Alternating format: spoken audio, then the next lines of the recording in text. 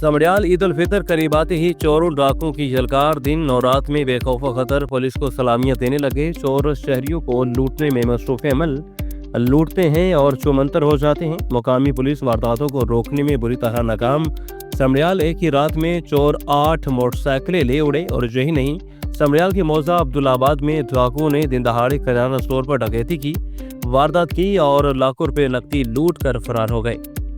शहरियों में खौफ हिरास। मकामी पुलिस के खिलाफ एहतजाज। मॉडल थाना समड़ियाल में तैनात एएसआई राना प्याज का चोरों और डकैतों के साथ गठजोड़ होने का इंकशाफ।